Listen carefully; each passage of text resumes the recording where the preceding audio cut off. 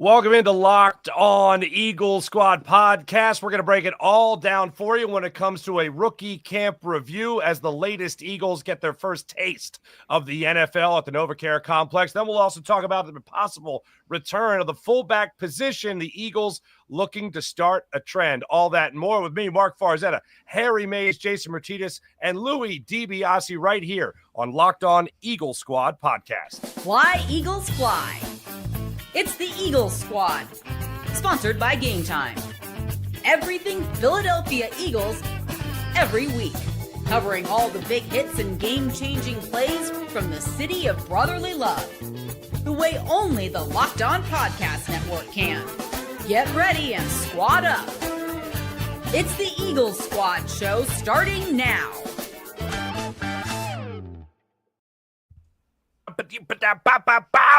Ron Burgundy on the jazz flute, ladies and gentlemen. Welcome in, Locked On Eagles Squad podcast. Great to have you guys along for the ride. I know what you might be thinking. Not a lot's happened. You might be thinking not a lot's happened. Well, I'm going to tell you this. A lot has happened. Okay. First off, I just got back from vacation, which was lovely. Then the Eagles had a little rookie camp going on there. Some great things were said. They lined them all up. Everybody talked, I think with the exception of Jihaad Campbell. It was great to hear how inspired these young guys are. Jeffrey Lurie addressing the media as well, talking about how he wants to bring the fullback position back. And Howie Roseman, folks, we got an in-depth view of Howie Roseman trying to wheel and deal to the nth degree on draft day. We got all that to get into. First off, let me kick it off with Harry here. Harry, how you feeling, man? You ready to talk some birds? I'm feeling great, man. I mean, I'm about ready to go to the dentist, which another thing that I just love to do. My trainer beat the crap out of me, so I'm not at 100% right now, but, we'll muscle through. Jason, we're looking at this Birds team. One other thing I want to kick around today is the upgrades, potential upgrades. We've talked in the past about potential starters that the Eagles might have taken in this past draft, but we also might be looking at one particular upgrade, not just including the draft, but also talking about free agency. We'll kick that around. I know you got a lot on your mind when it comes to the Birds today as well, Jason. Yeah, and you mentioned that video. Like, I love those videos. And the Eagles, the NFL teams don't have to do that to sell their game. Their game is sold. But I think it's good for every league because as fans, we always want that behind the scenes, beyond the velvet rope to know what really goes on. I think you can sell the game that way. And it maybe makes you like a guy more because you see how he actually acts, just not when he's in front of the media. I can't wait to talk about that because I think it's hugely important. And we're ticking down the days. I've got it on the countdown clock. I'm assuming the Eagles are going to open up on the Thursday after Labor Day. And that's 121 days from now. So we are not that far away. No, we're not. We're not. In all fairness. Am I right, Harry? Can we watch any of these videos right here on the show? Is that possible? It's like 16 minutes to one they put out. They put out a really in-depth behind-the-scenes draft day thing. Howie Roseman and dealing on the film. They said they want more. They're phenomenal. And the Eagles produced them like it's a Jerry Bruckheimer film. They are really well done. I almost felt like I was watching an episode of The Office, how he's interacting with the camera, trade negotiation. I'm like, this is incredible. Yeah. I think Nick was flirting with the guy with the boom mic. I'm not sure. Not sure. I will say this, Louie. I was thinking because we talked generationally last week about our favorite games we'd ever been in attendance to, and you're like, oh, my favorite game when I was a kid was like 20 minutes ago. I got to say this. Boys. So you guys know I was down visiting my nephew down in Knoxville, Tennessee. He goes to Tennessee. He's having a great time. He's in a frat down there, So I like to make dinner. I like to make food. I made a bunch of meatballs for his frat and some crostini as well. You can't forget the appetizers, boys. And not that I was doing it for this. Let me just be clear. I wasn't doing it for the thank yous, okay? I wasn't doing it for the, oh my God, these meatballs are so good. I wasn't doing it for that. I was doing it because it's one thing that I know I can do and bring to the table, literally, forever. And people always talk about generations, Louie. These young men, these young college students, thank you, sir. This was so good, sir. Really? We really appreciate doing this. Like I swear to goodness sakes, boys. Every single last one.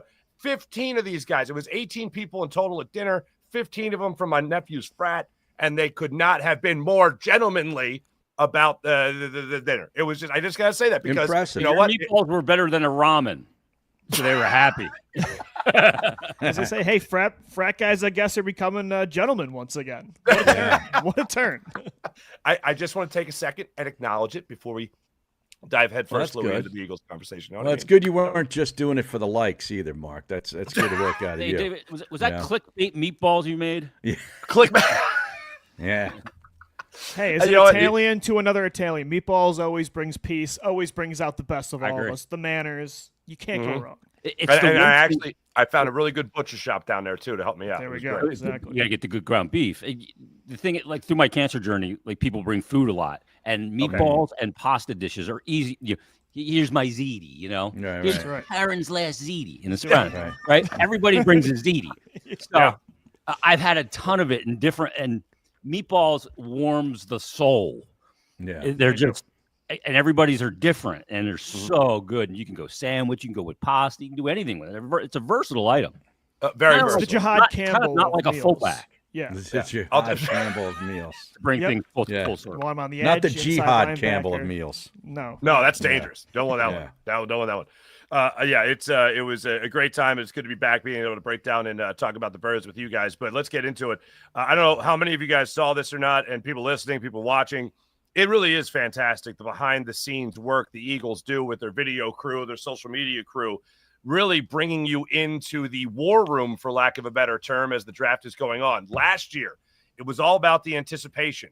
And Howie Roseman looking around the room, being like, is Quentin Mitchell still there? Is Quentin Mitchell still there? Mitchell's still there? What is going on? I'm about to run on offensive players. This is ridiculous. And then in the second round, we're talking about Cooper DeJean, trading up, getting Cooper DeJean. We're talking about wheel and deal. We're talking about the touching moment of Jeremiah Trotter Jr. talking to Jeffrey Lurie, and Jeffrey Lurie telling the hatchet man, you know how much I loved your mother, son. Break it down. It was beautiful. Beautiful. This time, it was a totally different story. Now, there is a common joke that is made about the Philadelphia Eagles and Howie Roseman, fellas, and you guys know what the joke is. Like, why would any GM ever answer the phone when it says Howie Roseman, this, that, and the other? Well, they were answering, but they were also shooting Howie Roseman down, as from what I remember from watching the video, Jason, I know you saw this as well, Howie was trying to wheel and deal as early as 22 at the latest to try to move up, and I assume take Jihaad Campbell and all this. The Chargers? I think It was the Chargers, the Rams, everybody. It seemed like he was trying to move up and he tried to get a deal done with Washington. And they told him, sorry, there's an interdivisional tax if you want to make a trade with us. It's because they got fleeced in the DeJean trade last year, so Washington's like, we're going to raise the tax. Well, it's a tariff. It's like a tariff. That's right. You know, tariffs Eagles are tariff in right now. Yeah. Exactly. Oh, they're all the rage. Yeah. So it was really interesting to watch this whole thing go through. And at one point, Howie Roseman looks at Jeffrey Lurie and he goes, I'm trying, Jeffrey. I'm trying. But nothing was coming through. It was wild, man. Yeah, well, a lot of times, especially around a draft, as fans, we go, well, the Eagles should have traded up and got this guy. Well, it takes two to make a trade. Right. The other GMs are not just – it's like when we talk about trades on sports radio, it was, we need to trade this guy, our garbage, for your gold. Right. Like the GMs and all the other GMs are in the league to bail you out, and that's not the case. Yeah. But it's a fascinating look at, what goes on and how you're juggling sometimes 4 other teams to maybe incrementally move up a couple spots here and then have another deal coming and things in a domino order. But it's just the whole way it goes down. Like, we have our perceptions of what we think it's like behind the scenes, what we think a locker room is like. But when they bring the cameras in and you see these players in these more real moments, not at a podium, specifically there to address media or whatever, that's when you get a maybe not the 100% insight, because they do know the cameras are there, but you get a lot closer. And as a guy who works for a pro team, and my job is to show the human side of the player, not have just those token conversations, but have like real conversations. Because when you expose that, I think it lets the fans get their fingers into the meat even a little bit more to find out the personalities and who these people are. And it makes you like them even more. And with Howie, I had a perception of Howie, and I think he still meets the perception to some degree, but the way he does his job and being able to see that with, all the different elements he's got cooked in there to try and do is fascinating to me, how those dynamics break down. He's trying to move up and they're saying that's not enough. We got to do this, or do we want to go there? I think they're neat. And how the owner fits into it. He's sitting right next to Howie in that room. Howie's butt is very rarely in the chair. He's kind of working the phone and doing everything. And you got the scouts all around. We do fantasy sports because we want to do that. But we do it in our buddy's living room with a bunch of beers and meatballs. These guys, they're doing it for real. And it's cool. It's so cool to see that behind the scenes stuff, because I think it's hugely important to peel back the curtain and let people check that out. And I love when they do those videos. I thought it was fascinating. Well, we talked last week about, in the draft, and I kind of figured, and we all agreed that they had tried to move up, and I thought it was with the Rams, because the Rams ended up trading out with Atlanta, and Atlanta snuck in there and took the defensive end from Tennessee that we all talked about, man, he'd look great in Eagles green. And, it's one thing as a fan on sports radio to say, man, they should have made a trade. Like you said, Jason, this time, that your guy is trying to do it. It's not like they're just sitting on their hands, saying, hey, we're good enough here. He is always trying to get better, and he's always trying to sort of make that move that makes everybody go, oh my God, how did they pull that off? And I think it's gotten so big throughout the league that other general managers are like, man, unless this is really, he's going to bowl me over with something that's really going to help my organization, I'm not helping him out right now. They're already at the top of the conference, at the top of the league. Like, why should we go out of our way or be like, beholden to, acquiesce to Howie because we know he wants to move. Everybody else in that, from 20 on down to 30, knew that they were going to get calls. They're going to be getting calls from the Eagles. They're coming. And it's like, unless you just, knock my socks off, so to speak, I'm not doing it.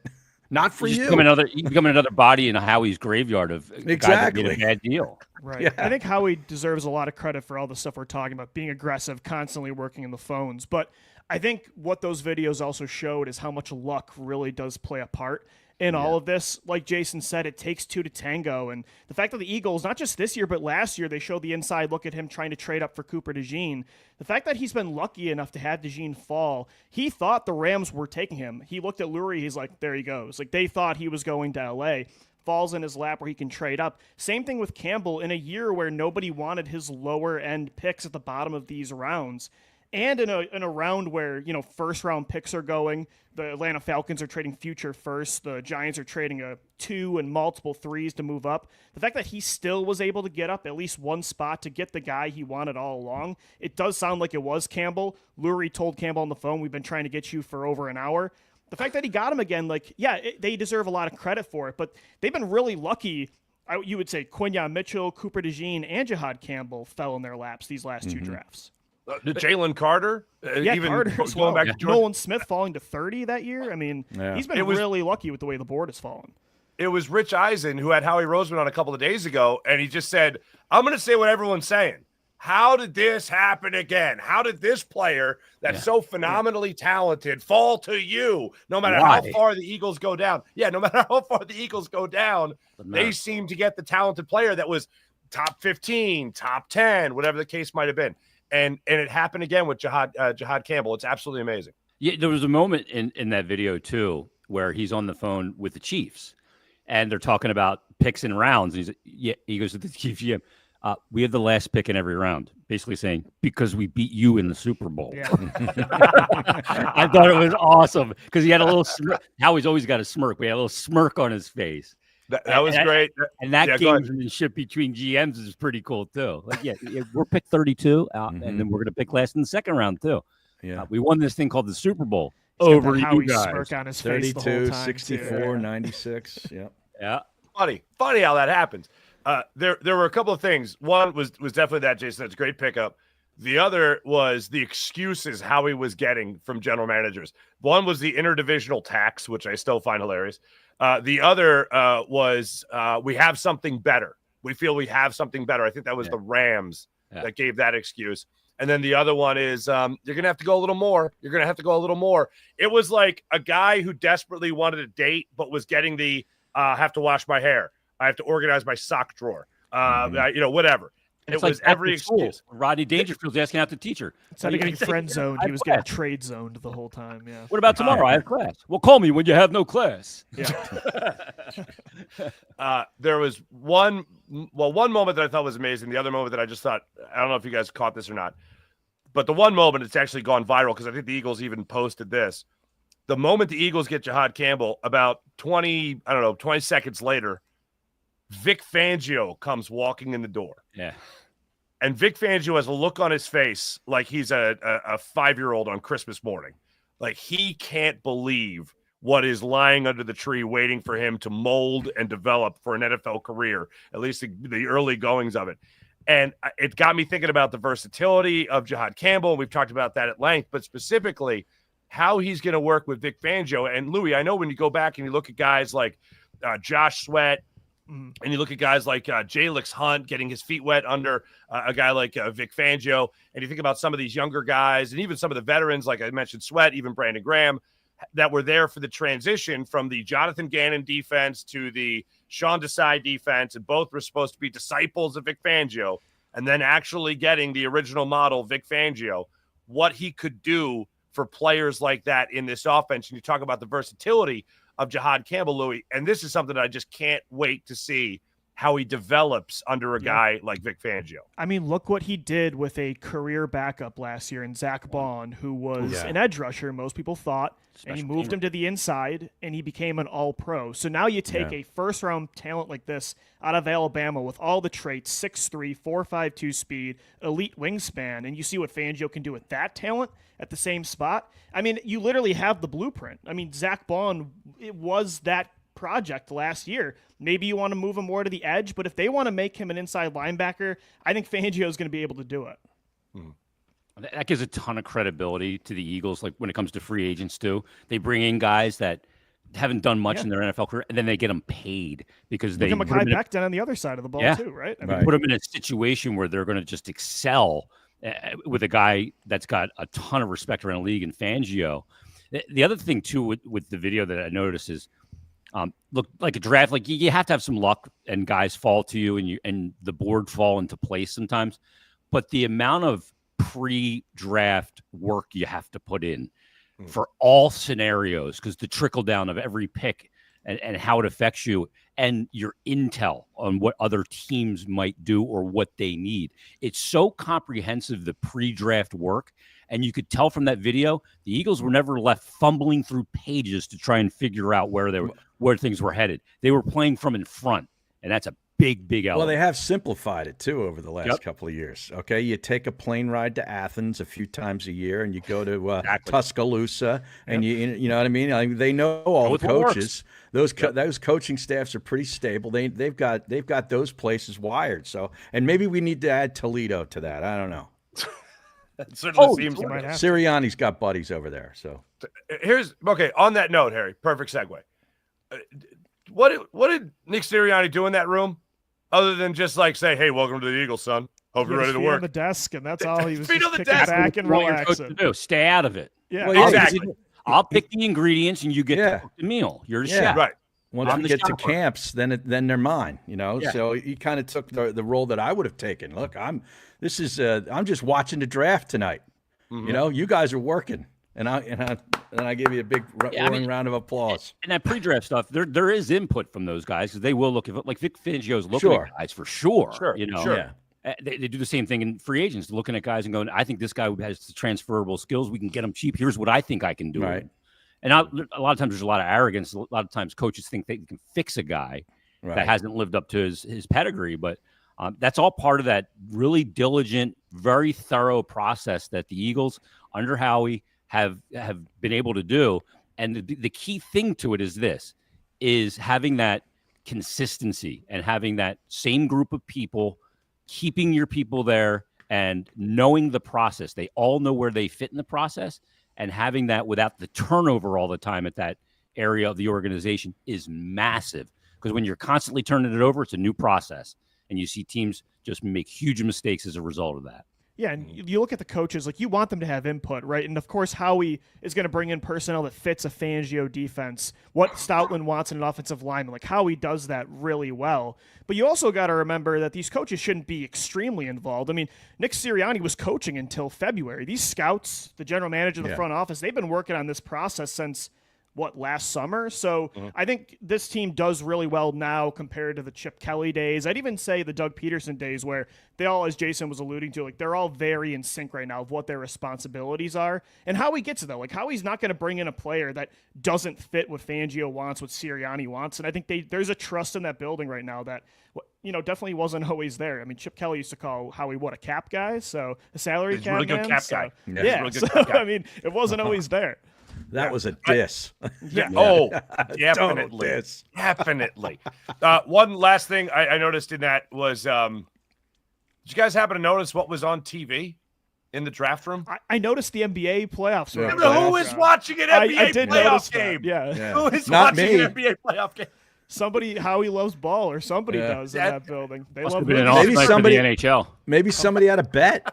I'm like, are they watching the Pacers? I mean, maybe while they're they're betting on the clock? game. Yeah. Maybe. Howie Imagine had the how he over on puts in a Pacers 3-team parlay during the Yeah. draft. Yeah. He had the Bucks money line over Indiana game 5. Yeah, exactly. Hey, how many rebounds does Giannis that have? didn't hit. Okay. Yeah. No, it didn't. I just thought that was like, who in that room is watching the NBA play? Anyway, all right. When we come back, Harry, you were all over this. This is a fascinating thing because it's a position that I absolutely love. I absolutely love in football. Me too. It's gone the way of the dodo, but not anymore. Oh, not anymore. Not if Jeffrey Lurie has his say about it. You know what I'm saying? We'll be back and we'll talk about that. When we come back, we'll talk about that and break it down. This is Locked On Eagles Squad podcast on the Locked On Eagles YouTube channel. All right, let me tell you about Skylight Calendar. If you got a busy life, you got kids, you just got a lot going on, say goodbye to the sticky notes. They are outdated. You look like a boomer when you got the sticky notes, scribbled plans on the fridge, overlapping calendar invites. Well, the Skylight Calendar is here to bring clarity to the chaos and help families stay organized without the stress, because with chaos comes stress. Now, this sleek digital display syncs with your existing calendars, whether it's Google, Apple, Outlook, and many more, making it simple to track your appointments, practices, dinners, reminders, all in one easy-to-see place. Now, what would it mean to eliminate the I didn't know excuse from your family's routine? You had an appointment. Why didn't you go? I didn't know. I didn't remember. Could assigning everyone their own color finally solve the who does what confusion in your house? Maybe it's you do this with chores around the house as well. That's a good idea. How often do plans get missed because they're buried in the digital calendar or not written down at all? Would seeing your whole weekly calendar clearly on a 15-inch HD screen help you? Help me stay focused, and it would make me feel less overwhelmed, knowing where I got to be and when I got to be there, what I got to do, and when it's got to be done by. Right now, Skylight offering our listeners $30 off their 15-inch calendars by going to skylightcal.com/NFL. Again, go to skylightcal.com/NFL for $30 off your 15-inch calendar. That's skylightcal.com/NFL and get your Skylight calendar today. There we go, boys. Get that Skylight calendar. Enjoy yourself. You know what I'm saying? All right. Okay, we're back. The fullback position. Jeffrey Lurie was on WIP recently where he was talking about Brandon Graham Day, but also talking about the possibility of Ben Von Sumeren retaking that responsibility of fullback. Harry, I got to tell you, Leonard Weaver, Owen Schmidt, and then I think that's it. I think Owen Schmidt was the last regular fullback that the Eagles had. Go ahead. Wasn't Cecil a fullback for the Eagles? Cecil Martin? Yeah. They That was drafted a while- that Stanley Havili back in the day, like on day 3. I don't know if he ever. Jeez. That was post Owen Schmidt, but I don't know if he ever ended up playing at all. That's the last guy I can think Wow. of. Okay. All That's right. a good USC. name. That Owen is a Schmidt. great He's name. the one that hit his. I don't know if you guys remember, but he was with Seattle. He bashed his head over and over again with the helmet coming out of the intros, and he opened his head, like he had to get stitches before the game. That guy was crazy. I asked. He did that in quarterback who did college and with Seattle. He did it at West Virginia Nut job. and Seattle. Yeah, he was out of his mind. Yeah, that makes sense. Gus Farrat did that too. Remember? Well, he busted his head. He banged his head into the padding thing after he scored a touchdown. Yeah. Gus Farrat, Tulsa's memories. finest. Yeah. Look, I don't know why the fullback position ever really went away. I guess because you're not looking for them to, catch a pass downfield, I guess, for 20 yards, whatever. I don't know. I always thought it was a very valuable position when you need someone to last minute protect the blind side of a quarterback, or protect a quarterback, or open up a hole through the line of scrimmage. And Ben Von Sumeren, it was a guy that was he went from a halfback to a linebacker, and now a linebacker in the NFL to now a fullback in the NFL. So for me, when healthy, I love the idea of having somebody out there that's just going out there with the intent to pave a lane, no pun intended for Lane Johnson, for your running back, whether that's A.J. Dillon or that's Saquon Barkley, or that is a last-minute protection for a guy like Jalen Hurts, for instance. I hate the idea that it ever went away, but the Eagles, according to Jeffrey Lurie, they want the fullback to stand pat in the NFL. Yeah, I saw that quote last night as a result of the Brandon Graham Day, which is what you do now in sports radio when things get slow, is you just sort of create a day for somebody, schedule a bunch of guests to call in and talk about him, and, you do your programming. So good job on WIP's part for doing this. And Jeffrey Lurie called in and had the conversation with John Ritchie, former fullback, and basically said that, we're trying to resurrect the position. And I thought that was pretty interesting because I'm looking on the roster. I'm like, who the hell's the fullback? I mean, it's this Van Summerlin guy or whatever. Please, give me a break. Quadzilla could be your fullback. He's Dillon? 6', 247. I don't know that he can run all that great anymore, but he probably could block. And he's a monster. Yeah. Why not that? You take some wear and tear if you're running back too, by having a fullback in those heavy situations, the short yardage. I mean, remember the days more recently, like of Mike Allstott or Tom Rathman, those guys, and they were John Ritchie. They're short yardage running situation guys that were just going to power you. A la the tush-push situations, which they feel is going to be outlawed. So I think this is a way to sort of combat that situation. I think it's smart thinking, but I'm just wondering if you guys, are they going to turn one of these tight end guys? Like, I don't know.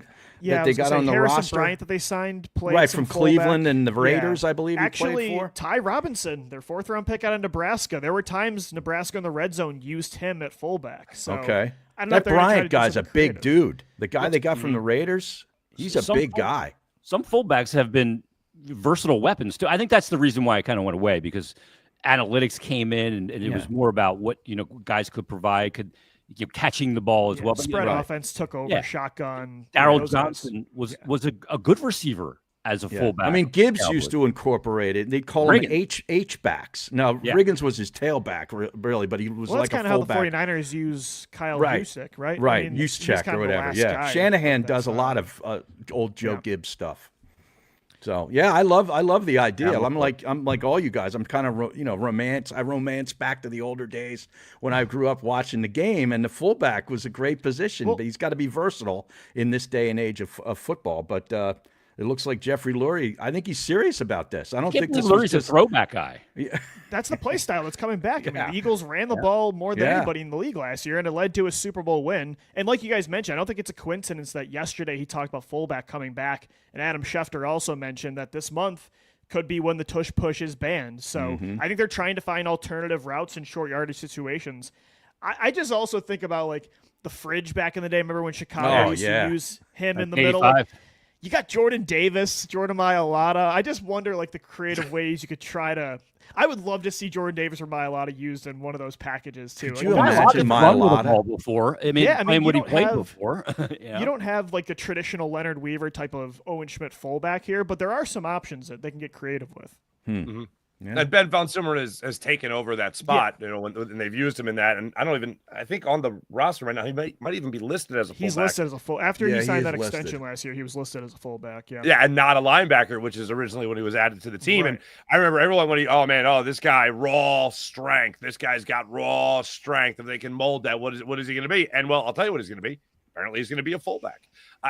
Again, I'm all for it. And if the Eagles truly are bracing themselves for life after the tush push, I'm fine with it, because on a lot of these plays, Jalen Hurts and his 600-pound squatting legs have done the vast majority of the workload. Oh, and it's also behind the best offensive line in football. So, go ahead and ban it. I double dog dare you to ban it, and let's see if this Eagles offense gets any worse. I mean, basically what they're doing is just trying to put themselves in the same situation when they ban the tush push for stupid reasons, to still make it basically 1st and 7 or 1st and 8 instead of 1st and 10, because they'll go for it on 4th down when they have a fullback play that will be unstoppable, like the tush push became, with the success rate north of 90%.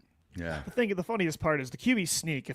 Even if they don't do all this, bring back the fullback, try Jordan Davis at some point, or Jordan Mailata, if they just run the QB sneak without the push, it's still going to have a conversion rate of, I think, 90+%. I mean, the push helps, but I really don't think that's what makes the play special. It's the elite offensive line and their quarterback that everyone rolls their eyes at this cliche saying, but their quarterback can squat 600 pounds. So they can try to remove this play from Philadelphia, but it's going to be equally as effective. Tom Brady made a career out of tucking his head in between the right guard and the center's rear end. And this guy, he never sniffed 300 pounds squatting, I guarantee you. And it was an effective play. I mean, it was almost like automatic. I remember in 2017, they used Carson Wentz a lot in quarterback sneaks, and it was as effective. So as long as you have a big quarterback and a good offensive line, I mean, the push really is, I don't know. I just think they've taken center so position far. is paramount. Like that exchange and that timing. Yep. If you have the timing, you get the advantage right away, and then inertia takes over, right? Once it starts moving backwards, it's probably not going to counter that. So that's huge. You go from Kelce to Jurgens, and that now you're in that spot again where you no matter what. I see Van Summeren on the Our Lads depth chart, but not on the ESPN version, which I don't know if it was just an oversight or what. But his name is listed as a fullback on Our Lads. Yeah. Okay.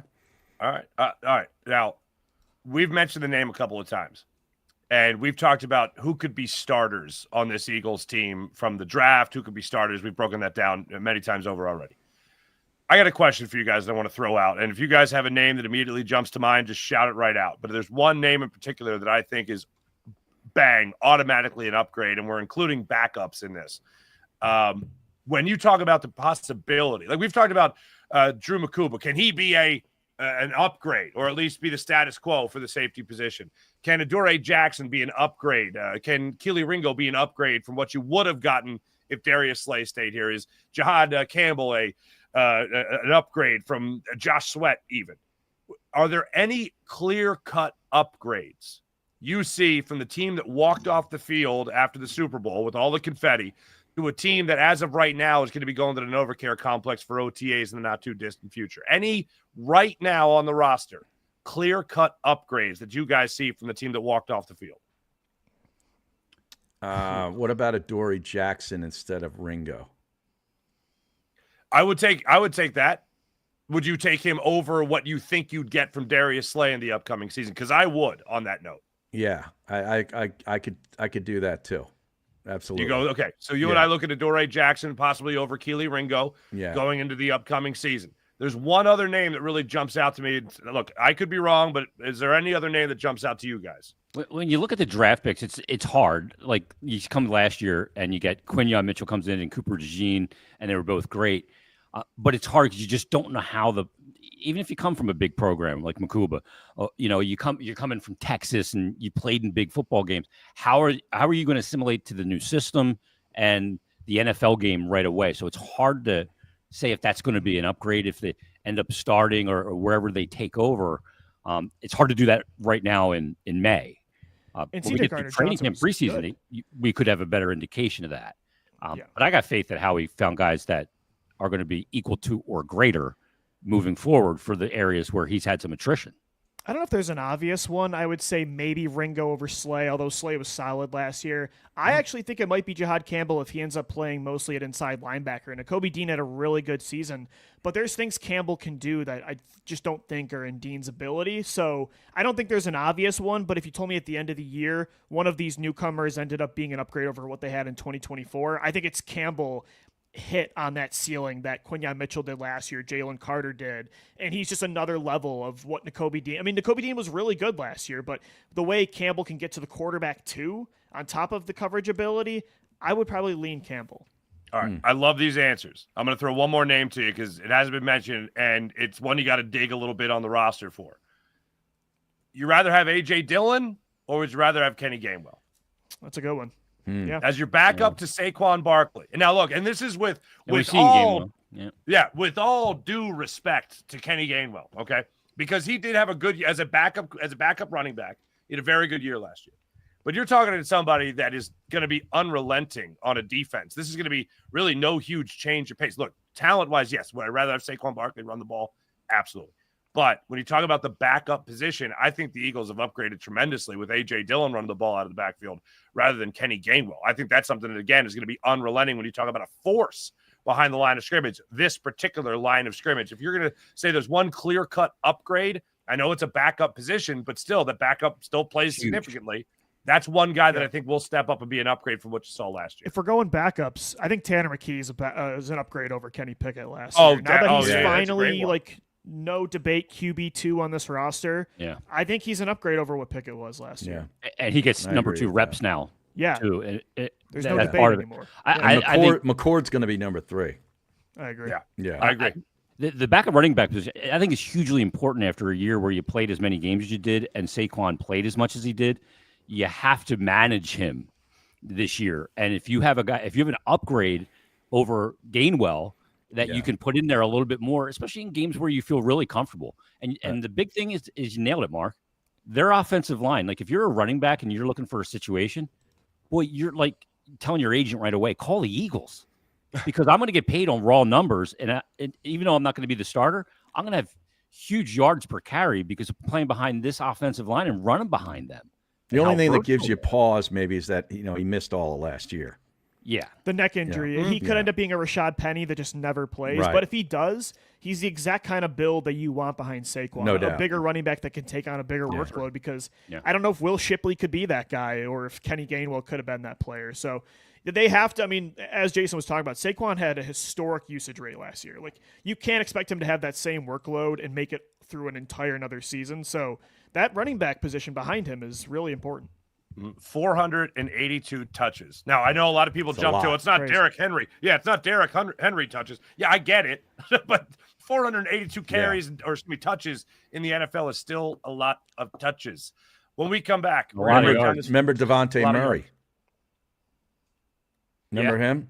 Murray from Dallas? DeMarco Murray. I'm sorry. I said Devontae. Yeah, I mean, he had a ton of touches the previous year and was really never really the same. Yeah. And the running back position, is there any position that drops off faster from overuse? Like Sean Alexander back in the day. He's the poster child for that, no doubt. Yeah. Poof, gone. All right, when we come back, gentlemen, we're going to talk about a little bit more about this rookie class. And also, I want to get into this one thing in particular. Has to do with what these guys had to say, what they were rolling out yesterday, or really over the weekend after rookie camp concluded. They got the workouts in, all of them for the most part addressed the media. We'll jump into some of the great stuff there, especially when it comes to your quarterback reaching out to the incoming quarterback, albeit a 6th-round pick, still extending the olive branch, as many other players were doing. That's when we return. This is Locked On Eagles Squad podcast on the Locked On Eagles YouTube channel.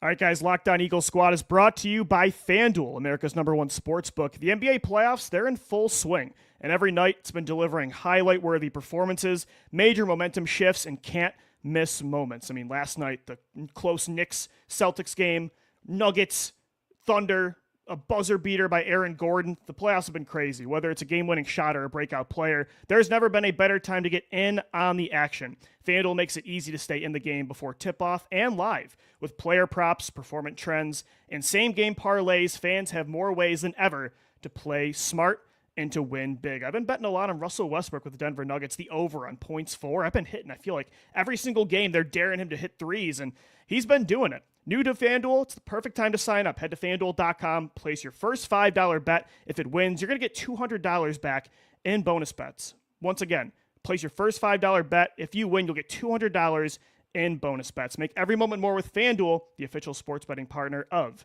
the NBA. Damn right, hitting on Russell Westbrook. That a fella. Way to go. It's making me a lot of money, Brody, forever. You live and Stay die on by it. Russell Westbrook. You die a lot, but you win sometimes too. Stay at all. Stay at all. Is my audio back, by the way? I feel like it changed earlier. No, you're No, good. you're back. I'm fine. Feel pretty solid. We're all fine here. Okay. All right. Fellas, the buzzword that we always hear with new Eagles coming into South Philadelphia is culture this, culture that, mentors, Jeff Stoutland, Jeffrey Lurie, Nick Sirianni, culture. When you hear these rookies talk about the olive branches that are extended, the welcome mats that are rolled out for them by, Nakobe Dean to anybody from Georgia, pretty much. Nolan Smith is the same thing with Georgia. When you talk about Smael Mondon. We could also talk about hearing from Kyle McCord over the weekend, from Jalen Hurts already reaching out to him after the draft, saying, welcome to the team. Let's get to work. And then meeting Jalen Hurts at the NovaCare complex during workouts. I don't know if there's a better way, Louie, to feel more comfortable in South Philadelphia than the veteran leaders on this team already reaching out to the younger guys, making them feel like this whole process is going to be the easiest possible thing. From going from the college ranks to the pros, I can't imagine how much more comforting it is to have the veterans extend that olive branch. It's huge, and it didn't always used to be this way, and I think you can understand why Carson Wentz fell the way he did. But him and Jalen Hurts didn't have that close relationship. As a rookie, Jalen comes in as a second-round pick, and that olive branch probably was not extended. And you could have understood why Jason Kelce felt a certain way about being, soon replaced by Cam Jurgens, or Fletcher Cox seeing Jordan Davis get drafted, and Brandon Graham seeing Nolan Smith get drafted, Jalen Carter getting that defensive line, Darius Slay seeing Quinyon Mitchell and Cooper DeJean come in. But this team has had such a healthy locker room that they've been able to have this mentorship program almost. And yeah, I think the veterans have been so instrumental in helping a lot of these young guys grow that have now taken over this football team on both sides of the ball. So especially at quarterback, you need to have a healthy quarterback room, and they finally do have that. It wasn't always that way. And Harry, look at it like this. Ty Robinson talks about his relationship with Cam Jurgens. This is actually a funny story. Jurgens texted him and said, hey, well, you just got drafted to the best team and the best culture in the NFL, and then put the little dash at the bottom of it, Cam Jurgens, to sign it. And Ty Robinson responded with, hey, dude, I still have your number in my phone. You don't need to identify yourself. Right. We played in college together. Yeah, exactly. Yeah. We battled at Nebraska. We know each other well. Guess what? I'm going to show up, and I'm going to show up ready to work. But it's not just the Georgia connection. It's also a Nebraska connection there. Yeah, I think you called it an olive branch. I kind of call it sort of a tone setter, where the veterans are reaching out to these young guys, basically saying, hey, welcome aboard, but we're here to work, and look at us. I'm setting you the example. Jalen Hurts is in the building working out, and he's going to reach out to Kyle McCord. It's like, hey, look at that dude. He just won a Super Bowl.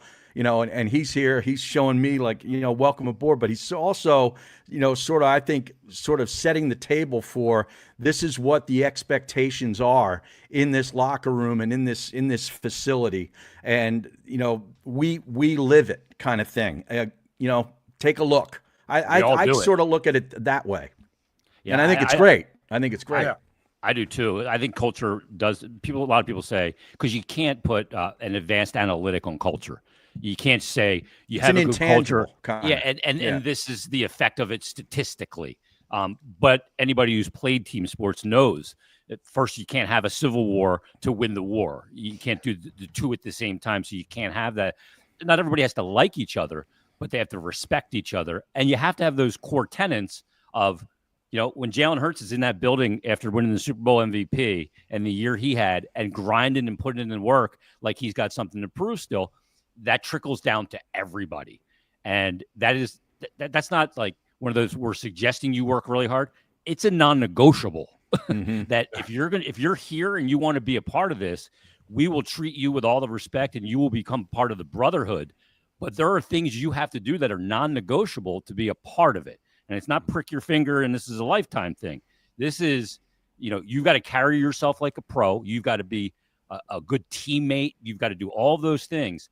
And we're not going to accept anything less than that because it took a while to build this culture, and overlooking some of those things can tear down a culture really fast. It takes a long time to build it. It takes a second or a couple of bad apples to ruin it. Yeah. So, and guys like Jalen Hurts are not going to let that happen.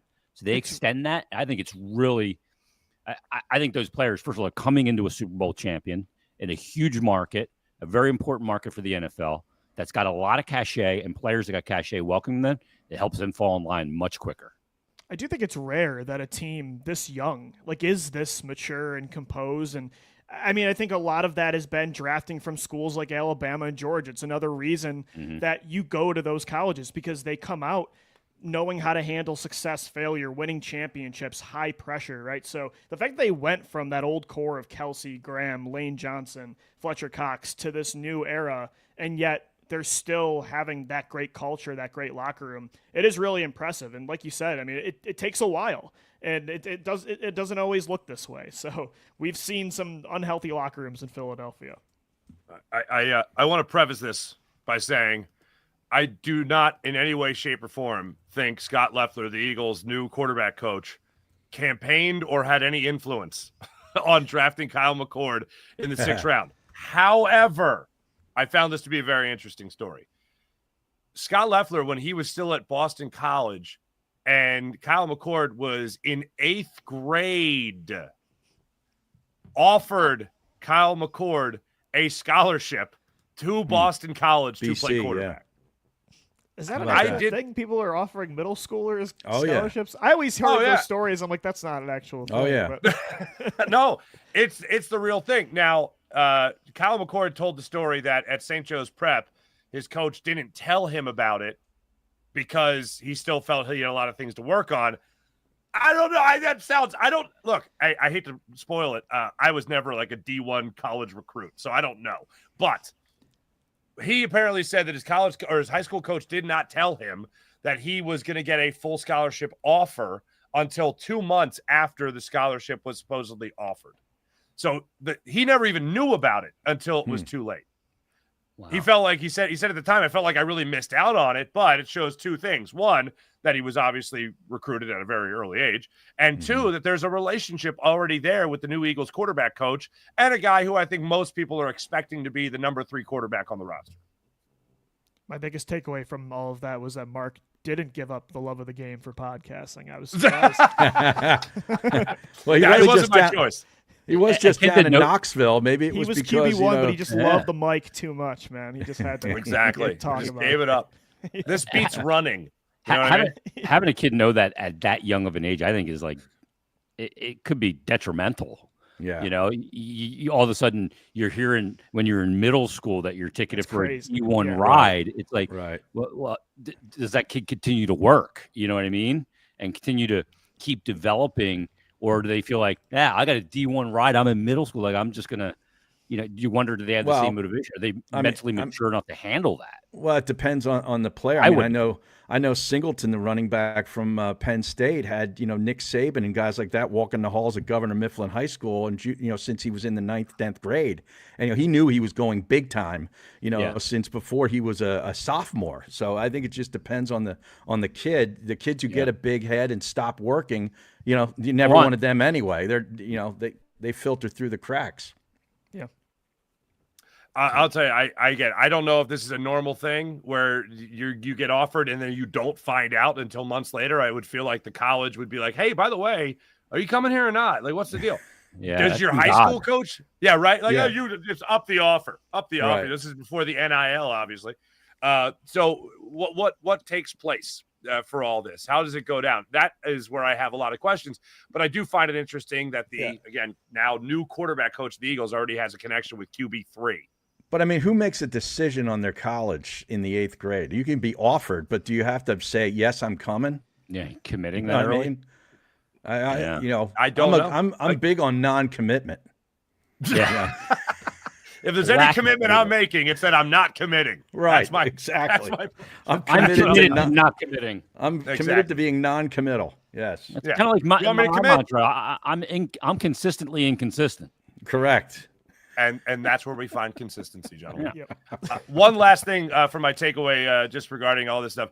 how great it was. Drew Kendall talking about how much he looked up to Jason Kelce. That was the number one center he watched when he was really learning the position. Another BC, by the way. Also, Antoine Powell-Ryland. I think Louie and Harry, you guys were talking about this guy quite a bit out of Virginia Tech, if I'm not mistaken. Yep. Oh, the 7th round pick? Yep, their last pick. The 7th round pick? Yeah. Yes. He was asked, wait, was he taken in the 7th or the 6th? Was it 6th 209 overall? It was their last draft pick. That's all I know. Yeah. Okay, yeah. So this is a guy that is sack master, as he's referred to. He's taken with the Eagles their last pick. It's a 6th round. It was 209. Okay. All right. So he talks about, did you expect to fall as far as you did? And everything that surrounded him being a 6th round pick, this guy just brushed it off and be like, yep, wasn't about that. Nope, wasn't about that. Like a lot of times people, and in Philadelphia, I know a lot of us watch press conferences. It's something that we've carried over from the Andy Reid era. But a lot of us watch these press conferences, maybe even from the Buddy Ryan era, if we're being honest. But you can really tell someone's mindset just by listening to them. And when these guys are talking, like this guy in particular, having such success at the college level, individual stats just galore. He doesn't want to hear about being a 6th round pick. He just wants to talk about the work he's going to do to prove himself at the NFL level like he proved himself at the college level, regardless of how many people passed on him, regardless of where he was taken in the draft. And it was all about, he didn't think about it. It was all about just being happy for the opportunity that's in front of him. And then he was a little bit more specific, just talking about Vic Fangio's scheme and how his own skill set fits what the Eagles want to do. And, I mean, if that's not the mindset, the mentality, we talked about culture and all that, that's fine. But if that's not fitting that same culture as far as, okay, I didn't go where I might have expected to go. I didn't go where other people thought I would go. But I'm still in a spot where I can make the most out of my opportunity.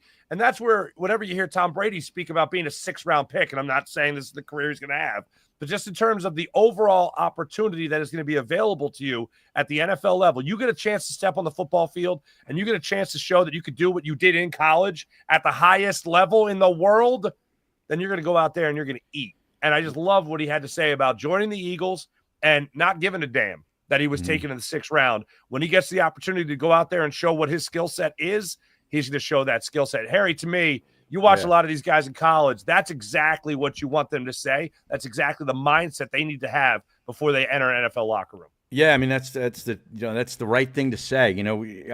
Our guys, some of these guys coach that way to say some of these things in situations, perhaps. But it is the right thing to say. There's right ways to answer some of these questions, and then there's the wrong way. And it might have gotten the same thing out of Holland Pierce, the offensive tackle from Rutgers, who wasn't drafted but was brought into the Eagles as an undrafted free agent, and apparently was getting some run at right guard over the weekend, and it got a lot of people looking and thinking like, what does Jeff Stoutland have planned for this guy? He's a monster of a man, and could this be maybe the next Mekhi Becton here in another year or two? Who knows? But I'm sure he comes in here with the right attitude too, and never got drafted. It's about an opportunity, and I think after all the the numbers clear and all the agents are done with saying how much they got their client because he was drafted there. It's about playing football. Everybody suits up and goes out there and has to earn it. So it's a great attitude the kid has. The thing about it is this: I love what he said too. And you can't do anything about where you were drafted now, even though you were expected to hire. It doesn't mean it has no bearing on anything in the future, except for him, where he goes, okay, I can't do anything about that. I can't worry about that, but I can use that as fuel to prove people wrong. And that's what Brady did so famously. 100% is what Brady did. Was like 199 overall, 6th round, coming out of Michigan. I'll show you. And he was motivated by it till the day he retired.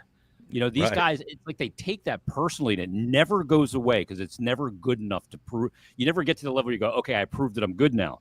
I have to prove it every day. And that's just the makeup of some competitors, like gamers like that, right? And you hope that you have a lot of guys like that. And that's part of the pre-draft process, and talking to these guys, even guys like players that aren't drafted, they go through these pre-draft meetings, and you find out a lot about the mental aspect of this and how a player is going to react if this guy doesn't get drafted and we sign him. We should keep an eye on him because he's got some physical skills, but he's got a mentality. And the other part of that is, these meetings, you talk to their coaches, you talk to trainers, find out how a player treats a trainer is a big element of how they're going to be a pro. Some players look at trainers as servants. Other players look at them as part of the team. That's culture, all those things. So it all goes into it. So I love players with a chip on their shoulder. I really do. So much of it is about, for these players, obviously you want to be high draft picks. You want to get drafted in general, but the situation, the landing spot, what team you go to is honestly more important a lot of the times than where you get drafted. Yeah, if you're a first, second round, third round pick, you get more chances than a later round pick does. More invested in you. Yeah. But, why would you not want to go to a Vic Fangio defense where he just makes it work for every player? They maximize your strengths. I mean, Harry talked about Holland Pierce, who's 6'8", 341 pounds. Why would you not want to go to the same team that turned Mekhi Becton into a stud right guard at a similar size? Yeah. So, and an Australian rules football player who never played football. Jordan Mailata. He literally didn't know how to play the sport, and now he's one of the best players of one of the most important positions. He's like a top 5 highest paid player in his position. So, and the Eagles have had such a good day 3 track record, even in those years where Howie was missing on some first, second round. Oh, no. 2018, to go back to day 3, finds Josh Sweat. I'm sorry about that. Josh Sweat, Avonte Maddox, Mailata that year. So, I mean, of course you want to come to Philly as a late round pick because they've had such a good track record in that way. Hell yeah. All right, look, we got to hit one quick stop set. Harry, I know you got to bounce. We got one quick segment we're going to do, but Harry, we'll talk to you, I think, on Thursday. We'll catch up again, talk all things Birds. When we come back, a little change to the Eagles front office we'll talk about, and a little fun revolving around our Philadelphia Eagles at the Met Gala. That's when we return. Locked On Eagles Squad podcast.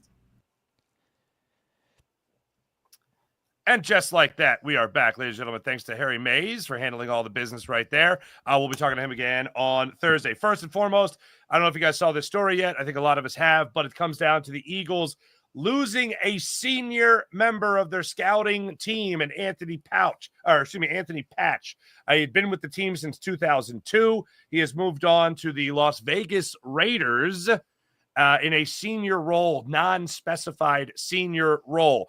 I saw the Jeff McClain article that was written about this, and it just simply said that the Eagles didn't really say what he was moving on towards, but it was viewed as both professionally and personally a promotion for Anthony Patch. They're sad to see him go, but he is well deserving of the role. Everything you'd want to hear. It seems like every year there's somebody else leaving the NovaCare complex to move on to something else, and people say, oh, is this another team trying to recreate what the Eagles are doing? Let me answer that question. Abso-freaking-lutely it is. No doubt about it. Exactly. The other part of it is, will it really affect the Eagles? I don't think so. I don't have any doubt in my mind that the Eagles will maintain course that they have been on with Howie Roseman 2.0 since he took over in the post-Chip Kelly era. So you'll see this story will have a great impact. I don't think it'll be a huge impact at all. Any difference of opinion there, gentlemen? No. Not for me. I mean, they've been such a well-oiled machine. Since Joe Douglas left, I feel like they've been able to replace these kind of guys over and over. He was a right-hand man to Howie for the draft process, but yeah, it's been such a good process over the last 5 years that I'm not worried at all. And there's somebody just underneath him that's been studying him and being groomed. And as an organization, a good way to get a bad rep as a place to work for, football operations staff is to not allow guys to pursue next steps in their career, allowing guys to set up to go to another place and become an assistant GM and then eventually a GM or whatever it is a great look. It's how you attract the best people to your organization, by advancing them or putting them in a position to advance their career. Because that's, people, you got to look in the mirror and you want to advance your career, and your goal might not be to be the head of scouting or the whatever you are. It's to go to that next step. And allowing them to do that, putting them in a position to succeed where they are, and then to advance their career is a great thing. And that's why you attract good people, and you get the best of the best into your funnel of system, and you move them up either in your organization or somewhere else, and you keep doing it. And there's nothing wrong with that. I don't think the Eagles suffer any attrition here, because ultimately the guy, Howie, at the top is the guy that makes the decisions, and he'll find somebody that fills that role as competently as Patch did. So I have no worries about that at all. People were even concerned a couple years ago when they lost Andrew Barry, became the Cleveland Browns GM, and they replaced him. So, yeah, I mean, they've just been a well-oiled machine, like post. When you're good at what you do, you're going to lose people. Yeah, 100%. People want a piece of the culture, piece of what you've been doing, and the intel too that you bring. The other thing, this is a great part that goes along with what we were talking about earlier, that video from behind the scenes of draft day, basically. And 4 rounds, last day of the draft 4 through 7, Howie's just like calls everyone together. This is my favorite meeting of the year. This is where we find the people that other people overlooked, basically. And Howie goes around the room and he's just pointing to people. Who do you like today? Who do you like today? Who should we take today? And they're not going to mention names in the video that they didn't draft. But they go around the horn basically and just talk about who they wanted. And you hear somebody that you don't recognize. Talk about Drew Kendall, him joining the pack. They talk about guys like Kyle McCord, and they just keep on going through it and just saying, no, these guys are guys that could come here and possibly be starters if late in the season we're short. And we need guys to come in here and start on the offensive line or defensive line or wherever it might be. So I think there's enough of delegation with Howie Roseman, with enough decisions being made by him. He certainly has a lot of help. It would take more than losing one guy to disrupt the cart. You know why that's brilliant to do it that way too, to get all those people together and do that. When he does that and they go around the room, it puts those names into his recent frontal lobe to think of when you're in a tight situation. You don't have time to go back and look at your notes, and because in those rounds, it's moving, it's piping, like it's moving fast, right? You don't get the same amount of time between picks, and you got to be on your toes. If you already have those names, boom, scout whoever mentioned this guy in this spot, and they could fill this role. What we're looking for here, good value. You have that already in your frontal lobe to refresh your brain and reset it. I think it's brilliant. It's a small thing to do, but it's a really smart thing to do. And your scouts, they're the ones out there, boots on the ground, in person, talking to people at the practice field, all that stuff. You got to trust those guys. Absolutely. All right, my last question to you, gentlemen. Jalen Hurts, Saquon Barkley were at a little thing called the Met Gala yesterday. This is why Harry bounced from the Lewis show. Hamilton He heard was Met there, Gala. too. He's like, I'm out of here. I'm going to play 18. Yeah, Lewis. When Harry says it's tea time, he doesn't mean like a tea and a cracker. Yeah. He means I'll meet you at number 1. All right, wait, who else was there, Jason? I'm sorry, I missed that. Lewis Hamilton, the 7-time Formula One world champion, was there as well. Okay, thank you. That's the education I need. Louie, I'll ask you first. What would you wear to the Met Gala? I love what Saquon wore last time. I think it was like 2019. He wore the dress shorts with a suit. That's what I would do with the tall black socks. Love it. I'm going with the shorts. But Yeah, I've always loved a pull good that off. red velvet suit. I saw Andrew Garfield wear them at the Oscars one year. I've always wanted to wear one since. The red velvet suit, black shorts. That would be my move. I love it. I can't pull that off. I'm too stubby. Neither can I can't do anything like long shorts. Like just makes me look shorter. Like I can't wear a long coat because then I have no legs. Being 5'7". So, what I would wear. I mean, all I've worn basically since I've been diagnosed and started treatment in January, I've worn pants that don't even have belt loops for the past 5 months. But I've been pajamas every day. But no, I go, just chill, a nice pair of pants, a nice untucked button down, perhaps a Ray Didinger one with the button collar, the old school, without the collar stays in them. Right.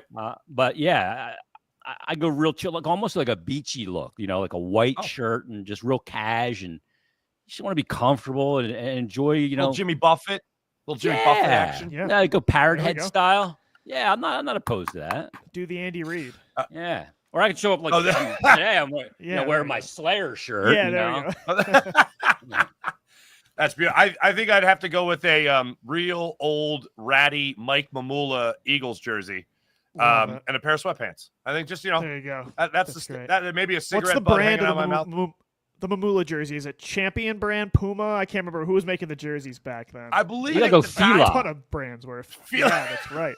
Yeah. It was. Yeah, the Paisan tuxedo is the sweatsuit. Yeah. That's true. You got to go with that. Oh, you could dress like Yeah. Big Dom at the Met Gala. Yeah. See, Plain Dom would white still- hat, non-prescription glasses. Yeah, the gold. They A said this freshly Sopranos. dry clean These tracksuit. kids Mark, these you can days, pull that off. they wouldn't be You can buried in a definitely sweatsuit. Shout out to our viewers here, Bandman100, our commenters here. Underrated aspect of Jeffrey Lurie. Good point, Bandman. His background in the film industry. I believe he's a 3-time Oscar winner, 4-time Oscar winner, something like Jay's talking about Rick shutting down Tyreek Hill in that game. I remember that game. He was in the slot. That was pretty awesome. Jeremy Von Skyver. Hello, buddy. Eli Ricks, nice player. Fourth corner. All right. Mm-hmm. Leonard Weaver getting a shout out as he did on the show. Danny talking about hearing Ross Tucker saying that they're going to wedge block for Hurts. Maybe. Yeah, appreciate. Ted E. I can't put that up there. Ted E talking about where's he at here? Jason, what do you think about the Flyers getting screwed? It's a draft lottery. It's why it's a lottery, so it prevents teams from tanking. If you have the worst record, you're not guaranteed anything. You got better chances to get it, but you're not guaranteed the number. That's how you keep integrity in sport, by not awarding teams for sucking. Yeah, that's damn ridiculous if you ask me. His name is Louie DiBiase, the man that was here. That was Harry Mays. That's Jason Martinez. My name is Mark Farzetta. This is Locked On Eagle Squad podcast. We're going to be bringing you guys 2-hour-long shows a week. It's an hour individual shows each.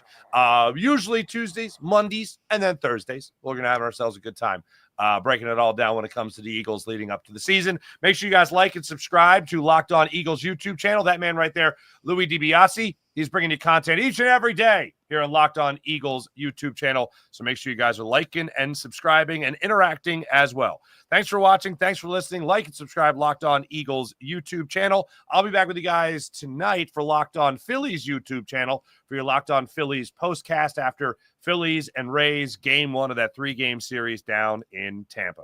Thanks for watching. Thanks for listening. Back with you guys on Thursday. Have a great rest of your day. See ya.